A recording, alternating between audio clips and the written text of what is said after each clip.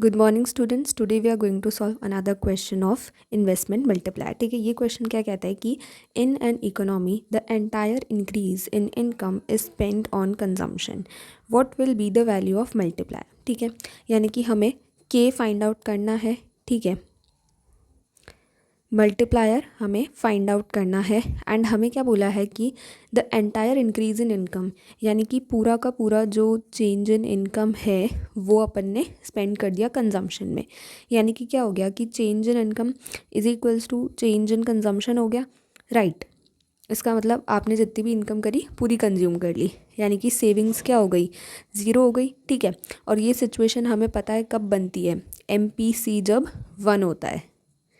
ठीक है, देखो MPC का फॉर्मूला क्या होता है,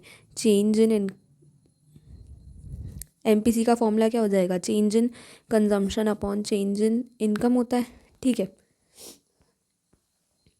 MPC का फॉर्मूला क्या होता है, change in consumption upon change in income. ठीक है, अब ये दोनों इक्वल हैं तो इसका मतलब अगर जैसे ऊपर भी 100 है और नीचे भी 100 है तभी तो 1 आएगा, है ना। यानी कि जितनी इनकम हुई उतना पूरा कंज्यूम कर लिया, सेविंग 0 है तो MPC अपनी 1 आ गई। ठीक है, तो यहाँ से अपने को पता चला कि MPC जो है वो 1 आ गया। तो बस अब वैल्यू पुट कर देते हैं, के की वैल्यू कैसे आ जाएगी, 1/1 माइनस MPC वाला फॉर्मूला लगा के एंड देन 1/1 माइनस 1 करेंगे, MPC की वैल्यू 1 पुट करेंगे तो 1 माइनस 1 कितना हो जाएगा, 0। तो ये 1/0 और अपने को पता है कि 1/0 क्या होता है, इन्फानाइट होता है। ठीक है, तो बस अपन ये अपनी के की वैल्यू कितनी आ गई, इन्फानाइट आ गई।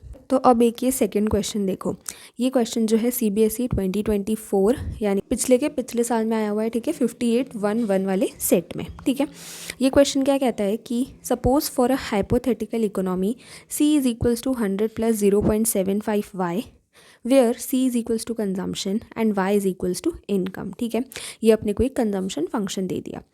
I0 is equals to 400, I0 क्या है, ऑटोनॉमस इन्वेस्टमेंट है। ठीक है, और हमें क्या पूछा है कि वैल्यू ऑफ इन्वेस्टमेंट मल्टीप्लायर के वुड बी, यानी कि हमें क्या पता लगाना है, के हमें फाइंड आउट करना है। ठीक है, अब बहुत से बच्चे क्या करेंगे कि अरे कंजम्पशन फंक्शन दिया हुआ है, इन्वेस्टमेंट दिया हुआ है, तो फटाफट से अपन क्या लगाते हैं, y is equals to C plus I होता है। ठीक है, तो अपन क्या करेंगे कि और फिर यहाँ पे कंजम्पशन फंक्शन की वैल्यू पुट करेंगे, यहाँ पे इन्वेस्टमेंट की वैल्यू पुट करेंगे और फिर निकालेंगे, जबकि नहीं, ये तो अपने को पूछा ही नहीं गया। ध्यान से क्वेश्चन को देखो, हमें क्या पूछा गया है, हमें बस के निकालना है, हमें बस इन्वेस्टमेंट मल्टीप्लायर निकालना है। ठीक है, अब अपन इन्वेस्टमेंट मल्टीप्लायर कैसे निकालेंगे वो देखो, यहाँ पे देखो, यहाँ पे 0.75 हमें दिया हुआ है। अब हमें पता है कि 0.75 क्या होता है, बी होता है। ठीक है, और बी को अपन क्या बोलते हैं, MPC भी बोलते हैं, राइट। तो अगर अपन देखें कि कंजम्पशन फंक्शन से अगर अपने को